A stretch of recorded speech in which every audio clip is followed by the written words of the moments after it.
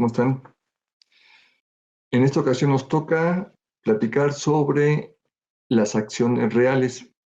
El módulo abarca solamente dos de ellas, que es la acción reivindicatoria y la prescripción positiva, prescripción adquisitiva o usucapión.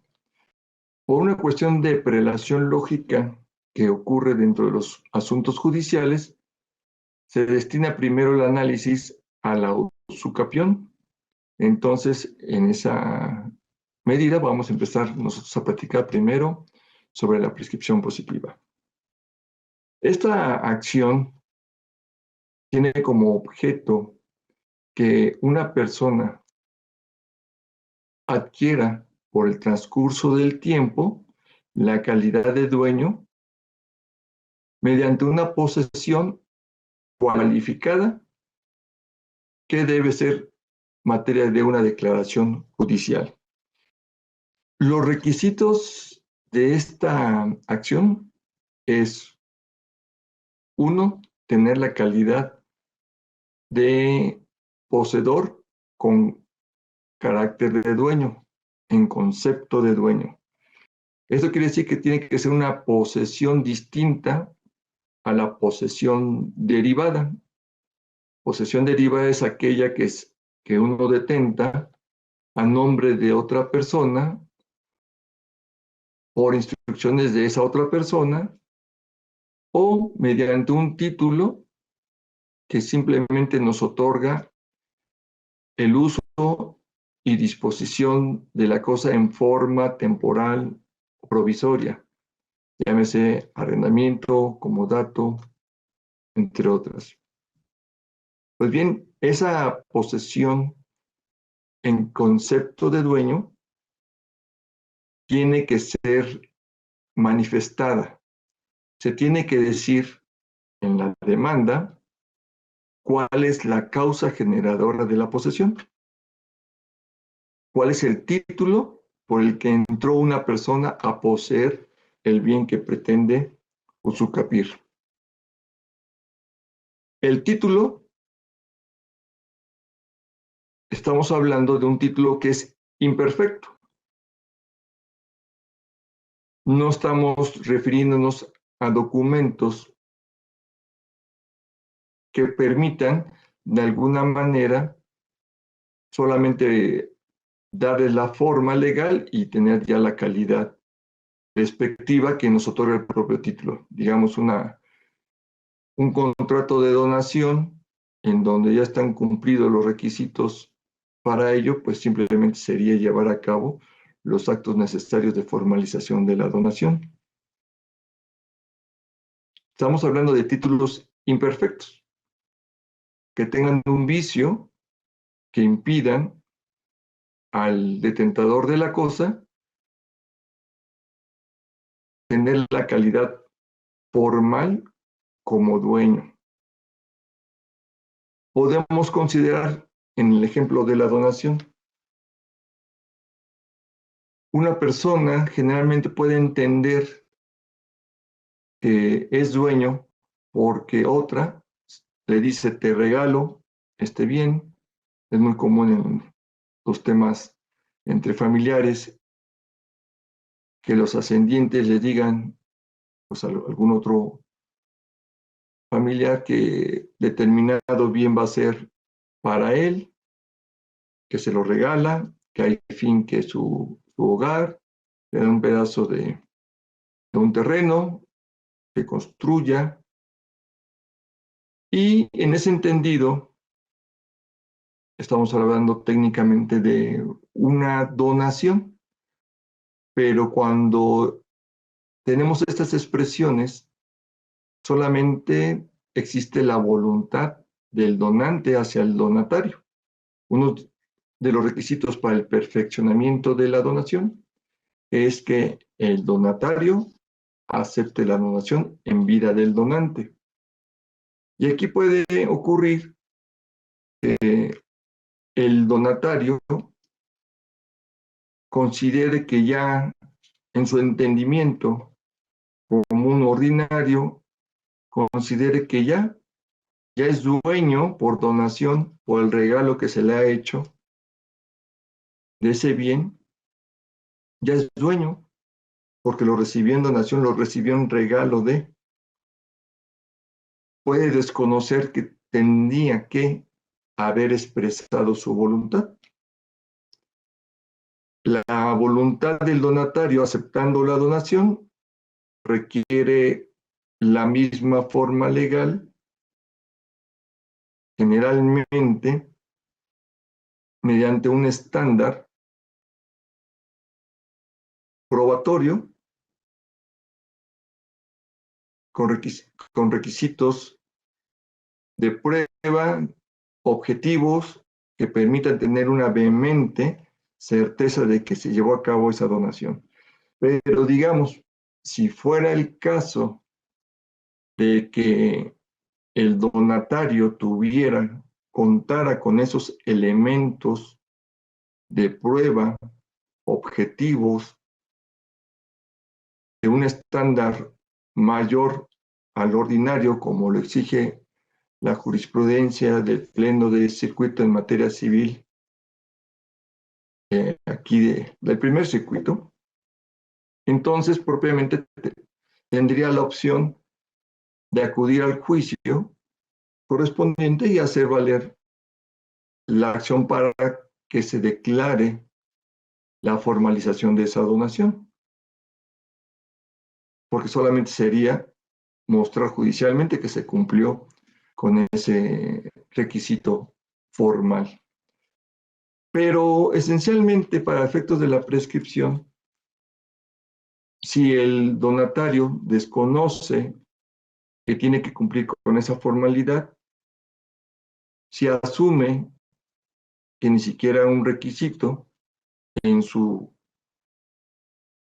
parecer, en su opinión, en su ideario, entonces, pues no podríamos hablar de que existan pruebas que cumplan una cualidad, un estándar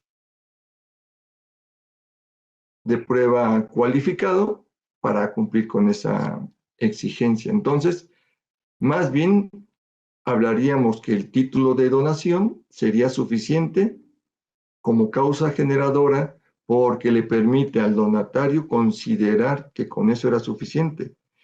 Y estimamos entonces que partimos de esa base, que no existen esas pruebas en donde se haya expresado la voluntad del donatario de aceptar la donación porque creía que no era necesario. Bueno, ese sería un título que constituiría la causa generadora de la posesión.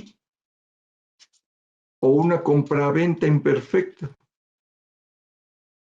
que tengamos alguna irregularidad en algún dato que nos impida concluir la formalización de la compra, o consideramos que el que nos vendió tenía un título suficiente para vendernos, bueno, entonces tenemos un título imperfecto que puede tener un vicio y entonces ese vicio es lo que nos impide tener consolidada nuestra propiedad. Bueno, esos títulos son los generadores de la posesión. Una cesión de derechos, igualmente, que exhibamos y que de alguna u otra manera nos impida obtener nuestro título de propiedad con las cauces ordinarios, pues entonces también será un título apto para prescribir. Tenemos entonces que puede haber causa generadora de la posesión por un defecto o vicio del título, porque es imperfecto. Si fuera perfecto, pues cumpliera con todos los requisitos legales, no sería necesaria esta acción. Pero también puede ser como causa generadora los hechos delictivos.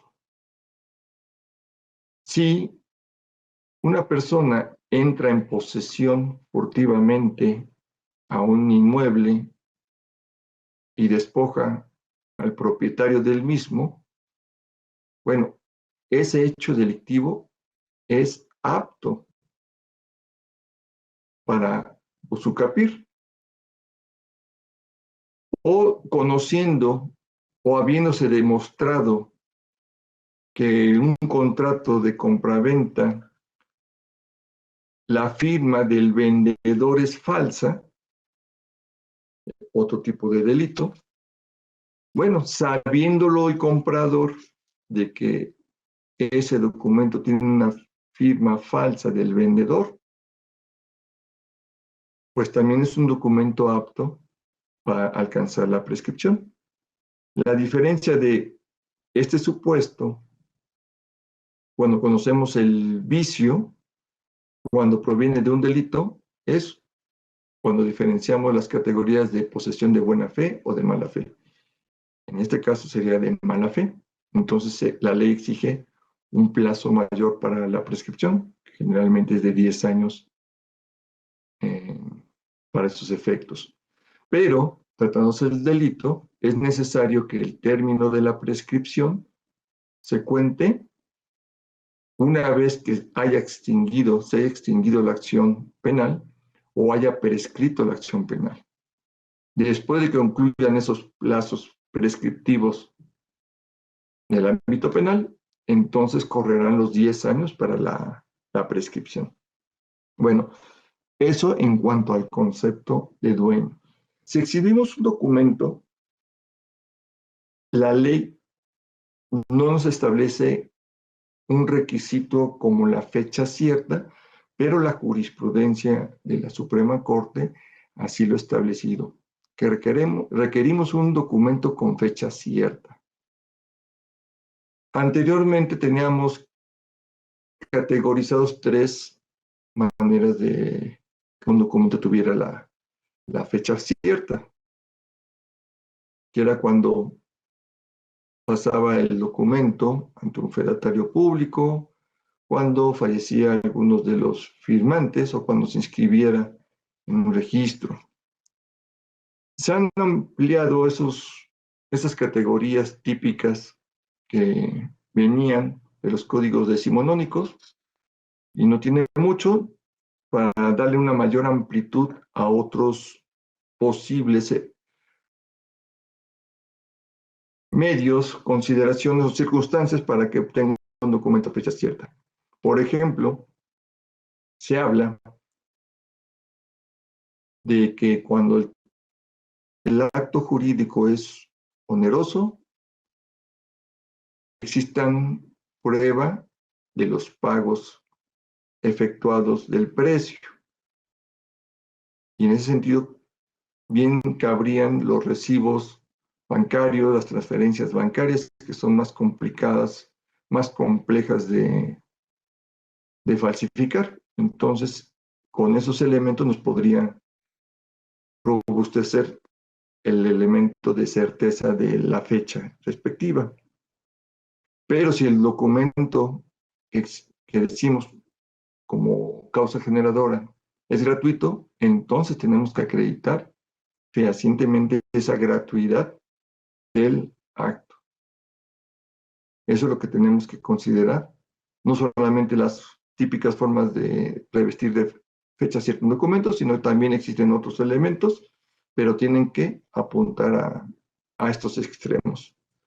Ahora, las otras cualidades que debe reunir la posesión es que sea pacífica, pública y continua.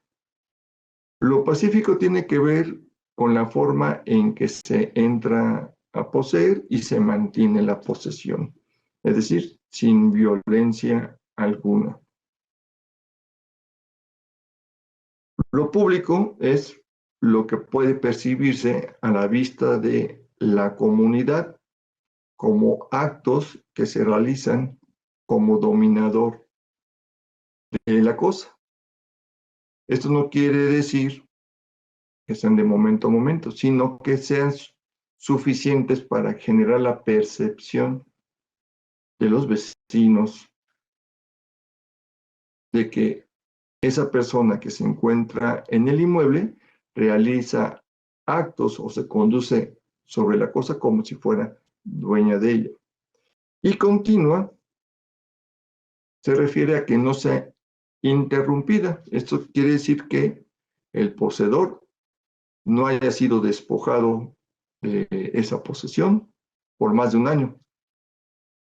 Puede resentir algún hecho por algún tercero que lo quiera despojar de la posesión, pero si no ha transcurrido un año de ese despojo de ese poseedor por un tercero, entonces todavía es poseedor de la cosa. Si transcurre más de un año desde la desposesión, entonces ya se considera interrumpida. También cuando hay algún tipo de interpelación judicial, es decir, por aquel verdadero dueño o cualquier otra persona con un interés relevante, jurídicamente relevante, que disputa la posesión del bien. Si existen estos actos, pues entonces también estará interrumpida el plazo de la prescripción. Y otro es cuando el propio poseedor reconoce como propietario a la persona titular registral del inmueble o a alguna otra persona. Entonces también ahí quedaría interrumpida la posesión. Entonces, si tenemos una posesión con concepto de dueño, pacífica, pública y continua, será una posesión apta para prescribir. Y ya si es de buena fe, tendremos que haber poseído durante 5 años. Si es de mala fe, tendremos que haber poseído 10 años. Si es producto del delito, tendremos que haber poseído por el tiempo de la prescripción de la acción penal o la extinción de la acción penal y el plazo adicional de los 10 años para la prescripción civil. Para la acreditación de estos elementos, pues generalmente tenemos la prueba testimonial. La posesión generalmente se acredita mediante la percepción a través de los sentidos. Quiere decir que podremos y debemos ofrecer pruebas testimoniales que nos den las circunstancias de modo, tiempo y lugar de esa posesión. Cuando decimos que deben darnos las circunstancias, esto excluye que nos digan las categorías jurídicas o las categorías técnicas de la posesión apta para prescribir. Muchas de las veces nos encontramos con que el testigo nos dice, es que conozco que el actor posee en forma pacífica, pública y continua. Cuando son conceptos técnicos que difícilmente el común de las personas los maneja, salvo que tengan algún tipo de acercamiento, proximidad jurídica, y pues ahí sería como una luz amarilla para la apreciación de su testimonio en cuanto al leccionamiento, ¿no? Sin embargo, lo importante de la testimonial es, si me describen en qué circunstancias tú dices que se desenvuelve la posesión pacífica, ¿cómo ves tú que no ha existido violencia? Esa cotidianeidad con la que se realiza la posesión, se detenta la posesión, ¿cómo es que tú al día a día conoces que esta persona se conduce como dueño? Y si no da noticia de la existencia de algún conflicto con algún tercero respecto a la disputa de la posesión, bueno, podríamos estar entonces en favor de ese testimonio, pero ante todo tenemos que también no solamente considerar lo que nos está diciendo, también es importante que nos explique por qué él sabe lo que nos está diciendo. O sea, no basta que nos exprese las circunstancias de la posesión del que pretende usucapiar, sino ¿y tú qué hacías ahí?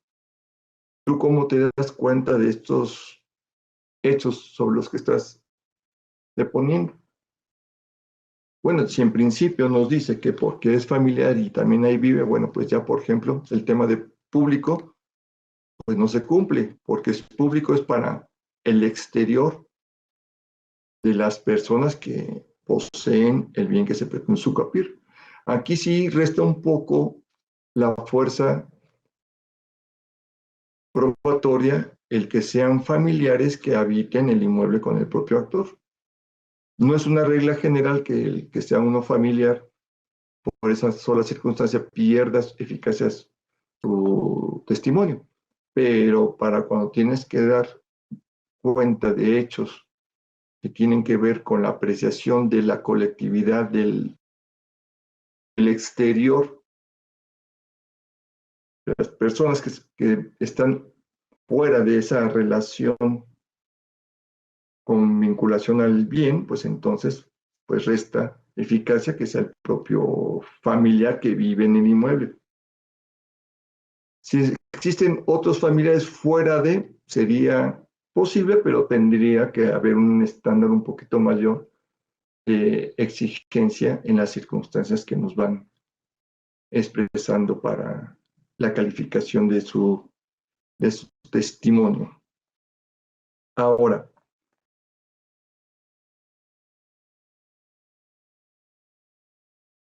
los recibos de pago de servicios, sobre todo relacionados con el predial o el agua del inmueble,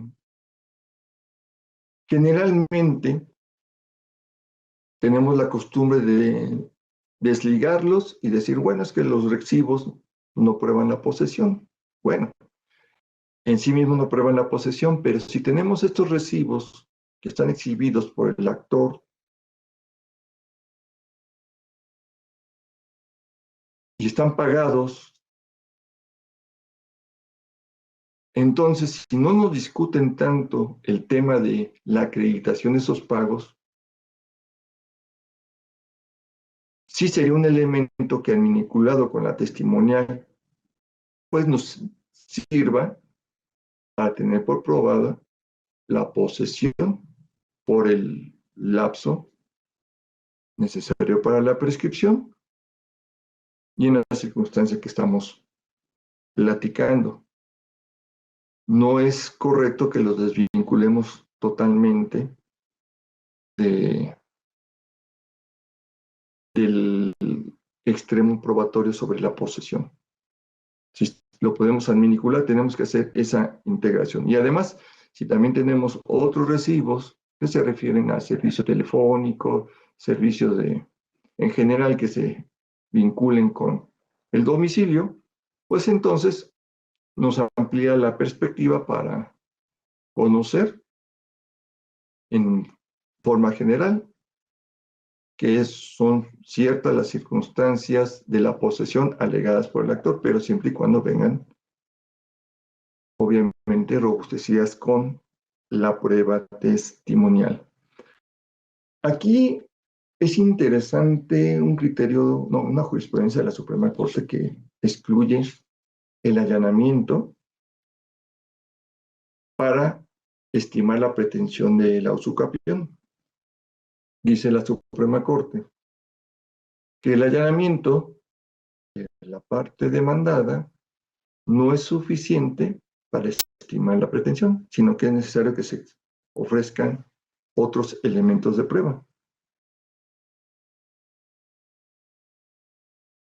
Que el allanamiento solamente nos es útil como fuerza probatoria para demostrar el concepto de dueño,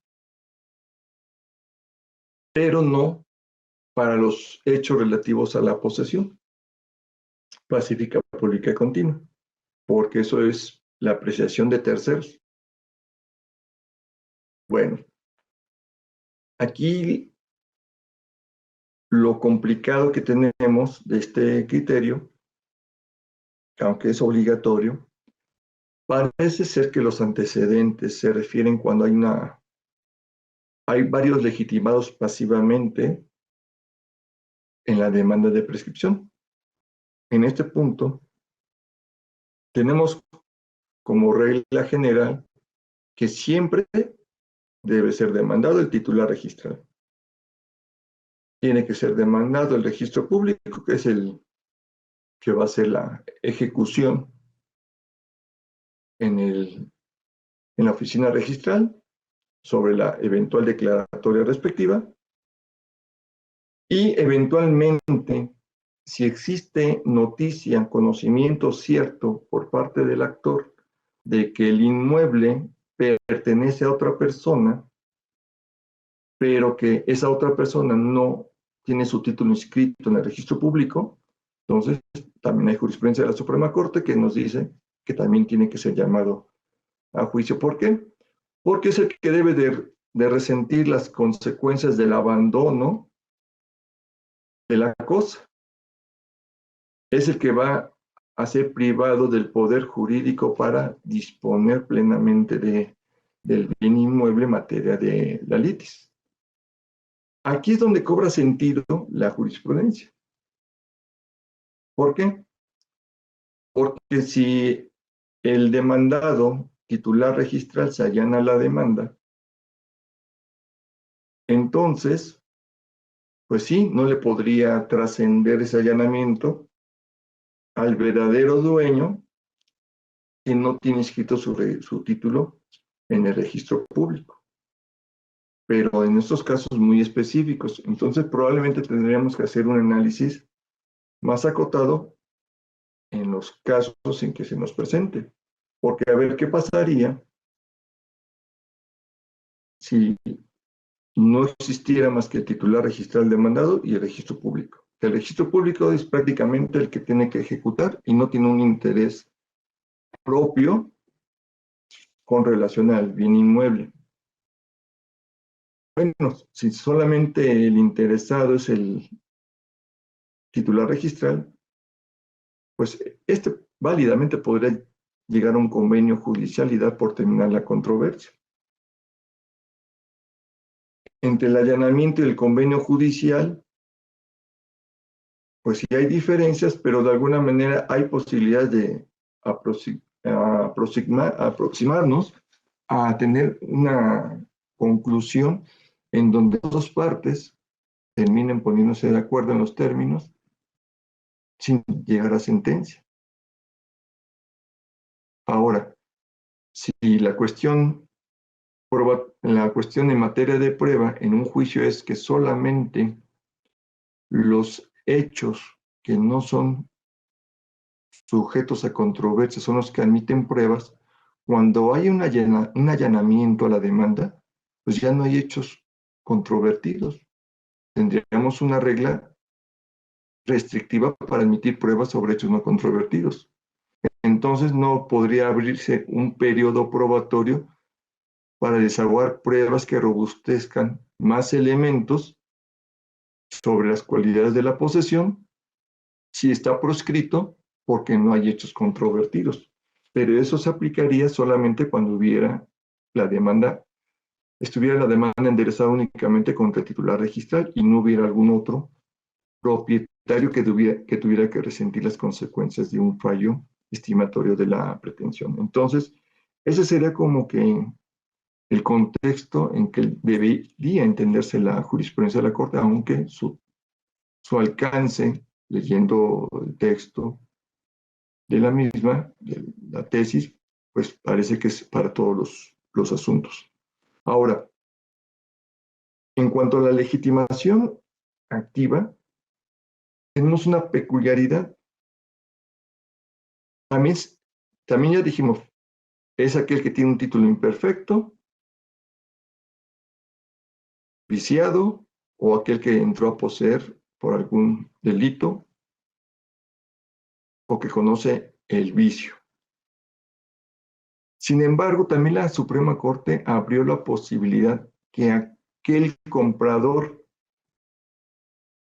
que no tiene su título perfecto, formalizado, puede acudir a la prescripción positiva o a la acción pro forma, es decir, a la acción de escrituración del contrato de compra-venta.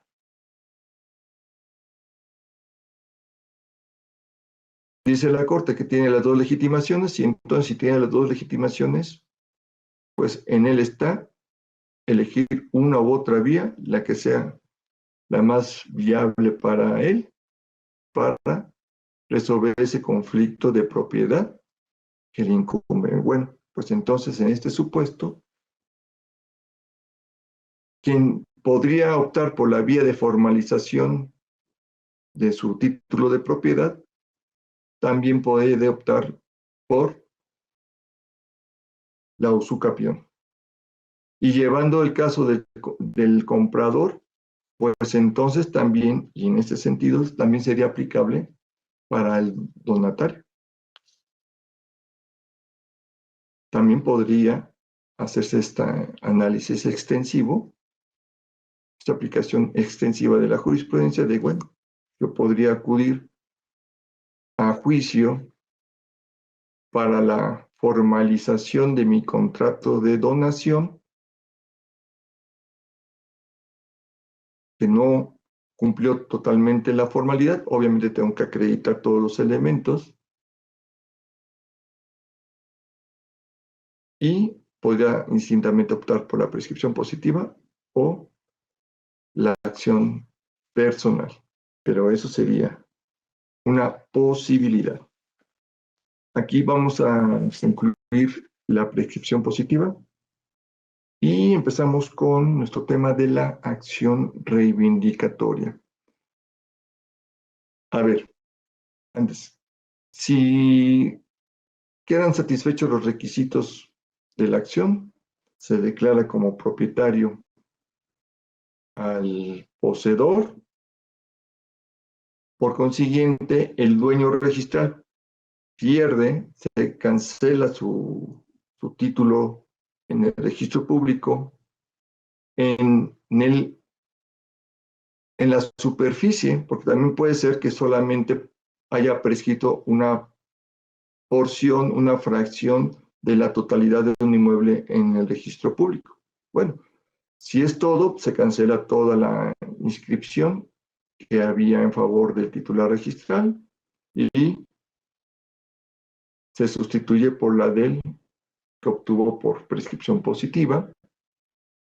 O si solamente es una fracción, pues también podría prescribir por esa fracción correspondiente. Si prescribe, entonces queda excluida la acción reivindicatoria, en un caso en donde converjan ambas acciones. Una vez declarado que el que pretendió la prescripción y obtuvo, pues ya el derecho de propiedad del reivindicante, pues ya queda extinguido. Pues bien, en cuanto a la acción reivindicatoria, los efectos es declarar, hacer una declaración de dominio sobre el bien, obtener la desocupación y entrega de quien esté en posesión del mismo, junto con los frutos civiles que haya producido. La legitimación se surte en favor del actor y si se trata del propietario y si se trata de copropietarios o condueños, entonces cualquiera de ellos puede promover la demanda.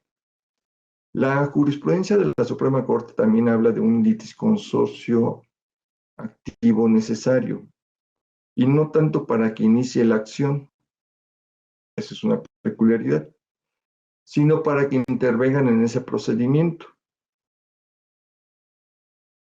Se entiende que las acciones realizadas, como critica esa jurisprudencia, se entiende que esas acciones realizadas por el comunero, por uno de los copropietarios, benefician o perjudican a los demás. Si las acciones de ese copropietario que instó la acción reivindicatoria no tiene y perjudica a los demás, entonces él tendría que responder frente a los demás. Si gana, a todos les beneficia, pero fíjense, si gana, pues entonces no habría perjuicio y no habría como que la preocupación de haber llamado a todos los copropietarios. La preocupación de la Corte es sí, ¿qué pasa si pierde? Se pierde por la demanda que intentó uno de ellos. Frente a la eventual alegación, se dice, de que los demás copropietarios rechacen la cosa juzgada derivada de ese pleito. Bueno, finalmente también la cosa juzgada tendría repercusiones en esta dinámica, pero como quiera que sea, existe esa jurisprudencia, cualquiera puede promover la demanda de los copropietarios, pero de cualquier manera tienen que ir todos al juicio. Sin la intervención de todos al juicio, mientras no se sustituya esa jurisprudencia, pues entonces no podrá dictarse una sentencia válida en el juicio reivindicatorio. Y eso también trae perjuicios para el propio actor. Si precisamente la dificultad de que todos puedan firmar una demanda pueda ser el problema para que acudan a juicio, si falta uno de ellos, la gentileza de la norma que le permite a uno actuar en nombre de los demás se pierde, porque al final del día no podrá ninguno de ellos defender el inmueble en este tipo de acciones, a pesar de que exista una gran dificultad para que alguno de los copropietarios pueda intervenir en el juicio. Pero bueno, tenemos esta jurisprudencia. Como requisitos de procedencia de la acción, estamos el título de propiedad. Este título de propiedad que exhibe la parte tora, pues en principio para que sea erga omnes, pues tiene que estar inscrito en el registro público. El demandado, que se dice que está en posesión del inmueble, puede objetarlo. Puede objetarlo de ineficaz, pues con eso ya evita que el documento se tenga por reconocido tácitamente, provoca cargas necesarias para el perfeccionamiento del título e inclusive puede alegar también el demandado poseedor la nulidad del mismo. No solamente concretarse a objetar en cuanto a su alcance y valor probatorio, sino también alegar vicios que tenga el título. En la objeción,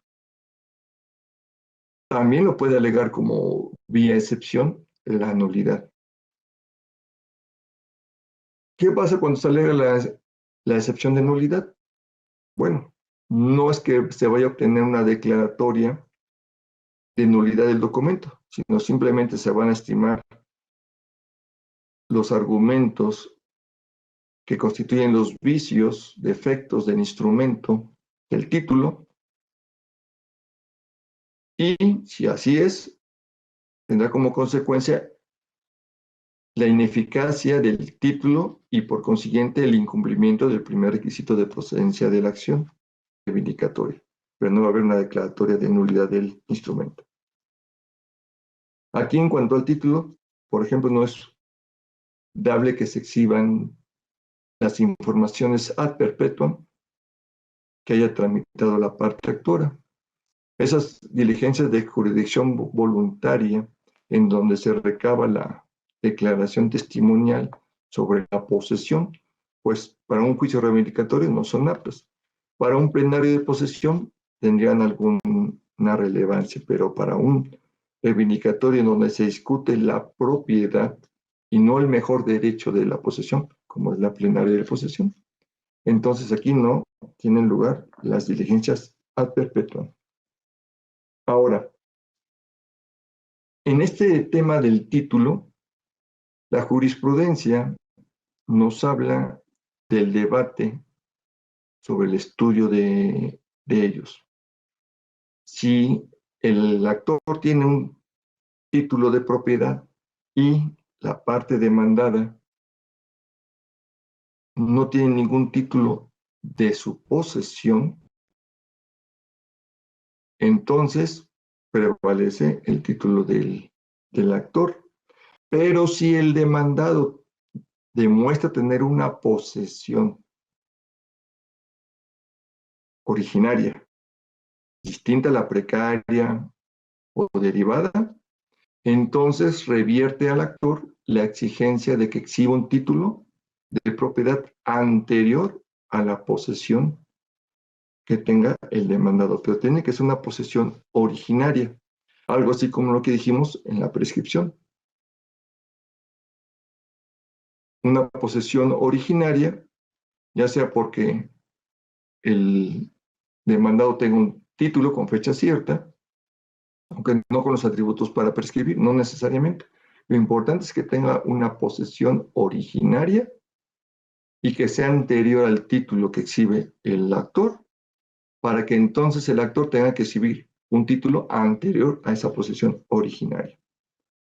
Otro supuesto en el tema de los estudios de los títulos es cuando los títulos proceden, ambas partes tienen títulos, títulos, instrumentos, y proceden de un mismo causante común, es decir, del mismo vendedor.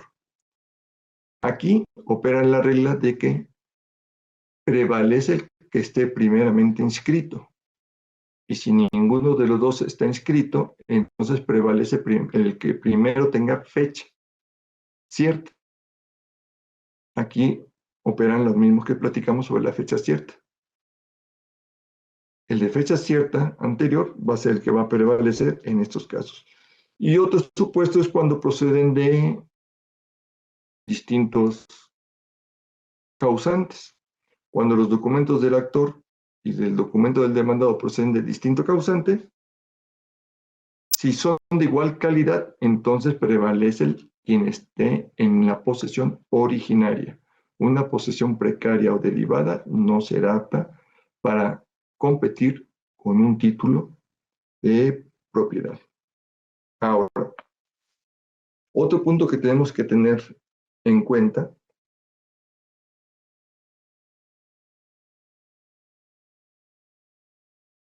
es el elemento de la posesión por parte del demandado. El segundo elemento es la posesión de la parte demandada. El demandado puede, de alguna manera, provocar que quede excluido el debate si opone la excepción de prescripción positiva o reconviene la prescripción positiva. Si opone la excepción de prescripción o la reconvención, entonces no solamente excluye la controversia sobre la posesión que detenta sobre el inmueble a reivindicar, sino también excluye también la controversia en relación con la identidad del inmueble. La identidad del inmueble generalmente exigiría de la prueba pericial.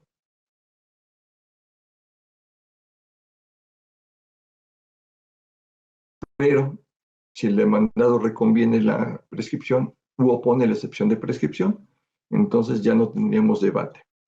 Ahora, ¿cuál es la diferencia entre oponer la excepción de prescripción y reconvenir? Los elementos de análisis serán los mismos. La diferencia es la declaración judicial. En la excepción solamente va a excluir la acción y por consiguiente provocará la absolución de la pretensión sin mayor declaración. Y en la reconvención hará una declaratoria judicial con los efectos consiguientes de la usucapión. Entonces, de alguna manera, quien hace valer la excepción, pues también generalmente cursa por reconvenir. Pero habrá casos en que solamente se limita la excepción y en ese sentido no puede haber una declaratoria de prescripción, solamente de exclusión de la acción respectiva. Ahora bien, la acción reivindicatoria está excluida o resulta improcedente cuando existe un vínculo con la parte demandada. La acción reivindicatoria como acción real es una acción que persigue la cosa. No, no tiene ninguna relación el actor con el demandado. Lo único que está de por medio es el inmueble.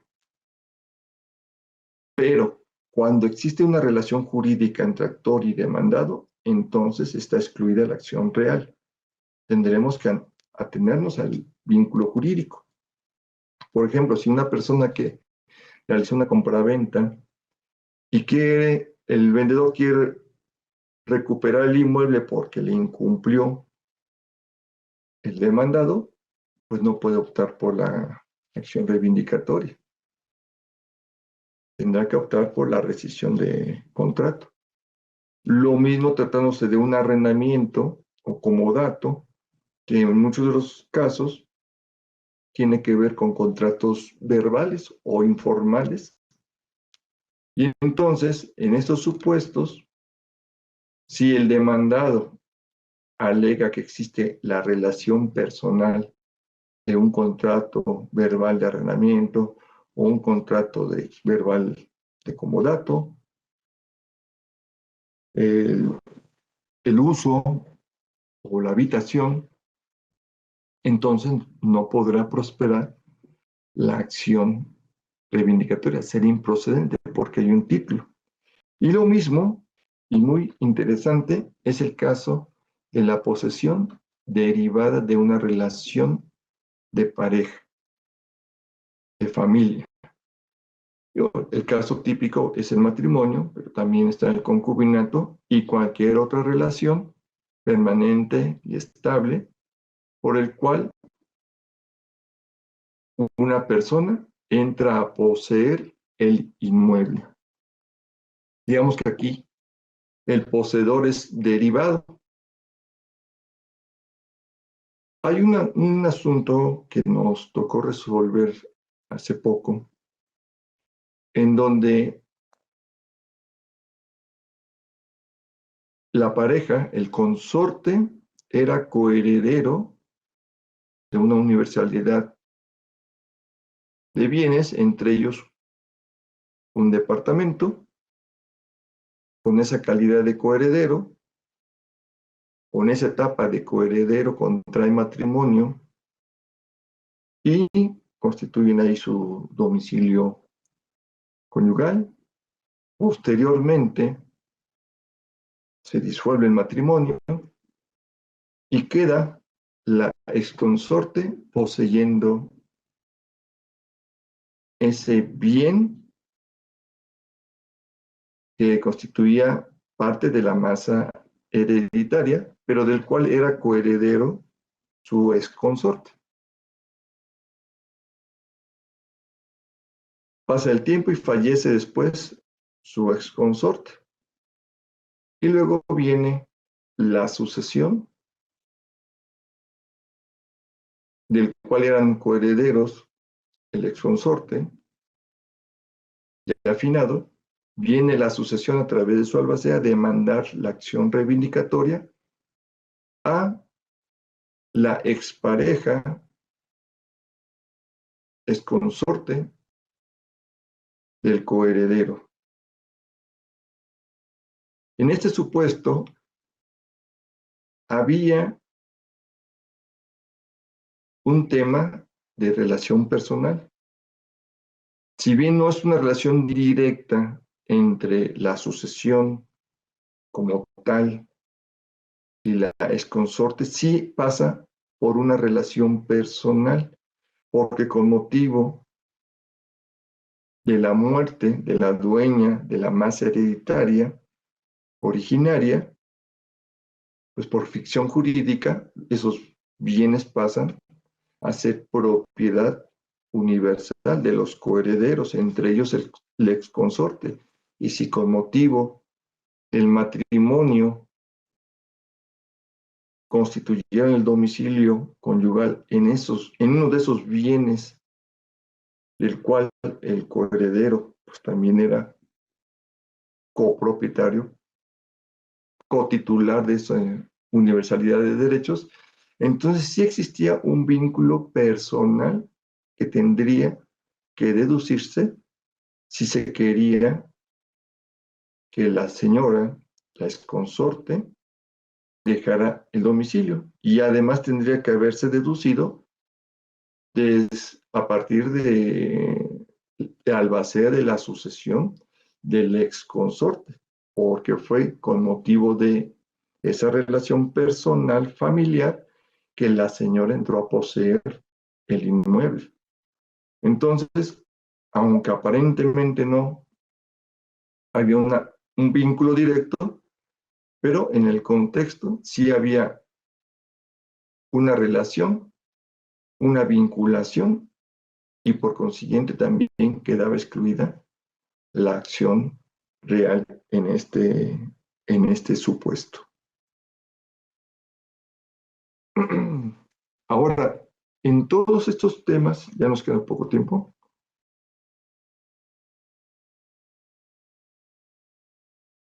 en todos estos temas es importante que no nos limitemos al, a las figuras típicas en el análisis de la ineficacia de los documentos, es decir, un documento público solamente pierde el valor probatorio si se declara su nulidad. No.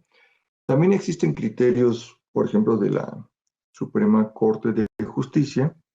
Hay una tesis con el registro 240-271 que se refiere a la eficacia probatoria disminuida cuando se acredita alguna falsedad, alguna inconsistencia del instrumento público, que aunque no se declare su nulidad, sí pierde fuerza probatoria. Entonces son de esas cosas que cuando hay una objeción de un documento, tendremos el deber de hacer un análisis un poquito más profundo. Y en el análisis de los títulos también tenemos que analizar, examinar la conducta procesal de las partes, los actos propios que hayan realizado la cosa juzgada, y la cosa juzgada refleja que se derive de los procedimientos que se hayan suscitado en el contexto y que nos hayan traído a colación al procedimiento. Porque en ocasiones hay una suerte de procedimientos en donde se intenta uno, no obtiene por una vía, intenta otro juicio, no vuelve a obtener, y entonces hay una serie de reconocimientos de alegaciones de distintas relaciones personales, y fallida una relación personal alegada, no quedó probado un arrendamiento, no quedó probado un comodato, y así le van explorando. Bueno, pues esas diferentes posturas que se van aduciendo también es importante para analizar la veracidad de los hechos para poder resolver, aunque no sea cosa juzgada, sí podríamos tomar algunos elementos de cosa juzgada refleja. Y particularmente nos queda estos temas en materia de amparo promovido por personas extrañas. Aquí hay que tener mucho cuidado en el tema de la fecha cierta. Formalmente, cuando nos exhiben un documento de fecha cierta en un amparo indirecto que se ostenta una persona como por violación al derecho de audiencia en sus bienes, exhibe el documento con una certificación o que haya pasado ante un funcionario público en ejercicio de sus funciones, o lo más grave cuando lo hacemos vinculado a la muerte de algunos de los firmantes, y eso lo analizamos muy superficialmente como acto anterior al juicio donde mandan los actos reclamados, concedemos el amparo. Y aquí hay que tener particular cuidado. Uno, respecto de cuál es el acto que realmente afecta a las personas extrañas al juicio. Si todo el juicio o nada más un acto de ejecución. Si, por ejemplo, alguien en un juicio de otorgamiento y firma de escritura están debatiendo sobre la propiedad que yo digo que es mía, como tercero extraño al juicio, la sola existencia del juicio ya me afecta. Pero si es un juicio ejecutivo o mercantil entre dos personas que yo no tengo nada que ver, no tengo nada que ver con el título, pero a la hora de embargan bienes de mi propiedad, bueno, entonces el acto que me afecta es el embargo, no todo el juicio. También hay que tener ese cuidado porque a veces pareciera que la concesión de amparo es para integrar a un tercer extraño juicio a que se ha llamado a un juicio que no tiene nada que ver en él, sino no solamente sustrae sus bienes del mismo. Pero, bueno, eso en cuanto a los actos reclamados. En cuanto a la fecha cierta, pues también hay que tener cuidado. Si la fecha cierta es anterior al inicio del juicio hipotecario, por ejemplo, tampoco se puede alegar si esa fecha cierta es posterior a la constitución de la hipoteca.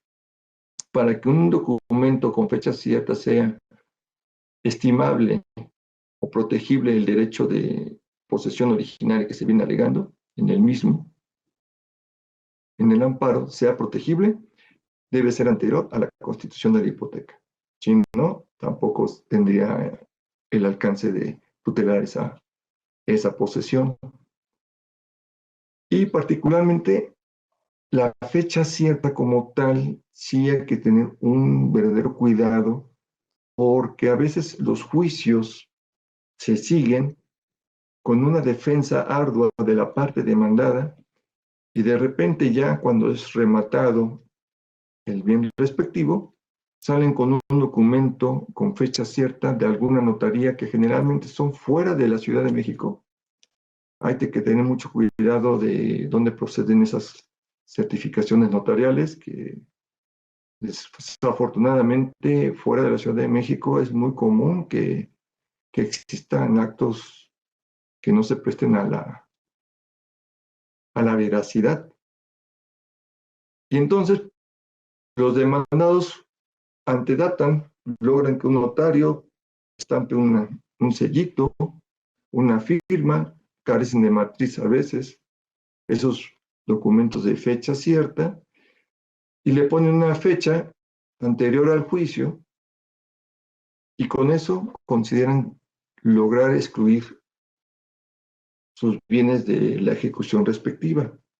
No obstante que existan datos que los causantes, los demandados, asumieron una defensa como propietarios del inmueble, ofrecieron pagos o realizaron pagos inclusive durante el curso del juicio, y entonces no resulta creíble que ya al final, ya cuando fueron totalmente vencidos, venga un tercero con un documento suscrito por los propios demandados que durante muchos años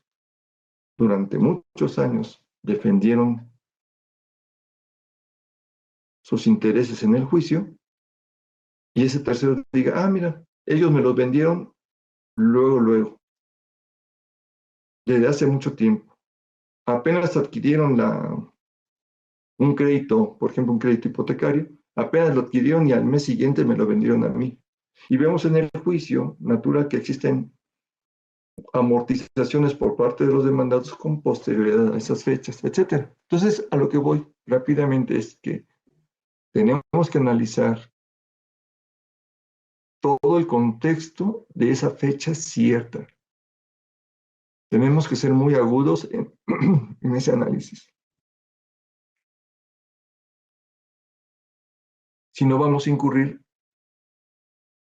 en una visión formalista y vamos a echar abajo procedimientos que de por sí tardan muchísimo en alcanzarse la ejecución de las sentencias, y le vamos a dar entrada a muchas maquinaciones artificiosas de los litigantes.